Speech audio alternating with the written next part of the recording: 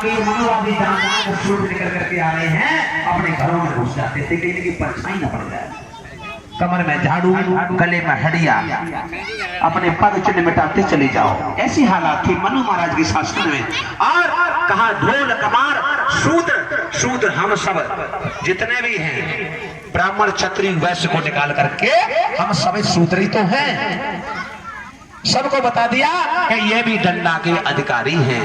अब बताया पशु नारी, नारी चाहे किसी समाज की हो, चाहे ब्राह्मण समाज की हो, चाहे क्षत्रिय समाज की हो, चाहे वैश्य समाज की हो, चाहे शूद्र समाज की हो, नारियों को सबको एक बराबर बताया। नारियों को भी बता दिया कि इनसे भी अगर बात की जाए तो हाथ में डंडा होना चाहिए। ऐसा तुलसीदास ने रामचरितमानस में लिखा है। और पशु जानवर से भी अगर बात की जाए तो भैया डंडा हाथ में हो, जानवर न जाने कब मारने लगे।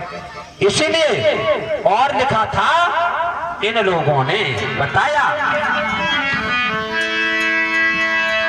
अरे पूजिया पे प्रशील गुणहीना,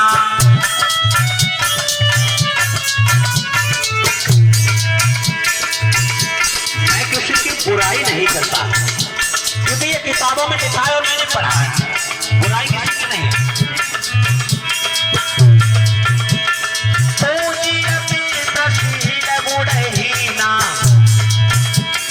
शूद्र न जन गुण ज्ञान प्रवीणा, शूद्र न जन गुण।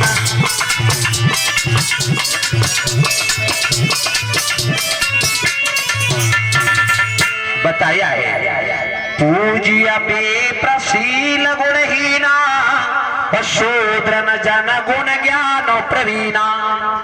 बताया कि पूज्य विप्र, विप्र माने ब्राह्मण, इनको पूजिए, चाहे शीलों से हीन हो, पढ़े लिखे बिल्कुल ना हो, भैंस चराने वाले हो, अंधे कोड़ी भेड़े लंगड़े जैसे हो, इनकी पूजा कीजिए। और शूद्र का बच्चा चाहे कितना भी बड़ा विद्वान बन जाए, जैसे अंबेडकर, ये पूजने योग्य कभी नहीं होंगे। बाबा साहब अंबेडकर कितने बड़े विद्वान थे, लेकिन एक अमित नाम का फौजी हुआ है यादव समाज में, उसे उल्लू के पट्टे को ये नहीं मालूम है अंबेडकर है क्या चीज। अंबेडकर को बता रहा था कि अंबेडकर ने कौन सी क्रांति की। अंबेडकर को बाबा साहब को भगवान बना दिया इन लोगों ने। कैसे भगवान बना दिया? अंबेडकर भगवान कहने लायक नहीं है। अरे तुझे ये नहीं मालूम है, अगर बाबा साहब अंबेडकर नहीं होते तो लाठी लेकर के खेतों में गाय भैंस चरा रहे होते, तुम्हें कभी वर्दी पहनने का अधिकार नहीं मिलता। आज तन पर फौज की वर्दी पहने हुए ये बाबा साहब की देन है, क्योंकि बाबा साहब अंबेडकर न होते तो शोषित पिछड़े समाज को अधिकार नहीं मिलता। प्यारे भाइयों, तो बताया है पूज्य विप्रशील गुणहीना, शूद्र न जन गुण ज्ञान प्रवीणा। शूद्र का बच्चा चाहे कितना भी ज्ञानवान हो जाए, लेकिन इनकी नजरों में पूज्य नहीं होगा। और एक चौपाई और चलिए भैया सर्वेश,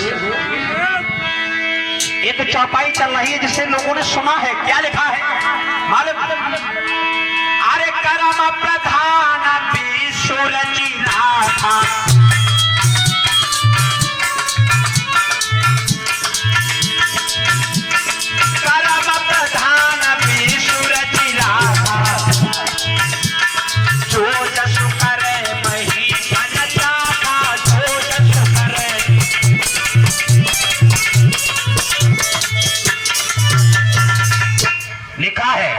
कर्म प्रधान विश्व रचिरा था, पर जो जसु करे वही फल चाखा। बताया है कर्म ही प्रधान है, कर्म करोगे तो फल मिलेगा, कर्म नहीं करोगे तो फल नहीं मिलेगा। ये मनोवादी लोगों ने जब ये सुना कि तुलसीदास ने ये चौपाई लिख डाली तो मनोवादियों को चैन नहीं पड़ा और जाकर के तुलसीदास से कहा, ये तुलसीदास इस चौपाई को काट दीजिए, अगर तुमने चौपाई को नहीं काटा तो समझ लीजिए दुनिया से हम तुम्हें मिटा देंगे। बोले क्यों? आखिर से गलती क्या हो गई? ये गलती ये हो गई, तुमने लिखा है कर्म प्रधान विश्व रचिता था और हमने शूद्रों को कहीं अधिकार नहीं दिया है, तुम शूद्रों को अधिकार दे रहे हो। अगर ये चौपाई पढ़ करके शूद्र मेहनत करेगा और मेहनत करके धन कमाएगा और धन कमा करके हमारी कोठी के बराबर में बड़ी कोठी खड़ी करेगा तो हम लोगों की नाक नहीं कट जाएगी। इसलिए चौपाई को काट दीजिए। तुलसीदास ने कहा ये चौपाई नहीं काटूंगा, चौपाई के माध्यम से ही चौपाई को काटेंगे। क्या लिखा है कि हुई है वही जो राम रची रहा था,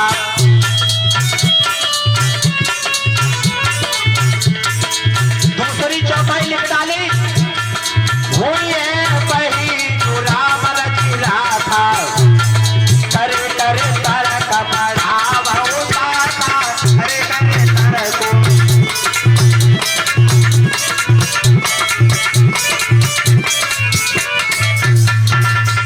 बताया है कि हुई है वही जो राम रचना था।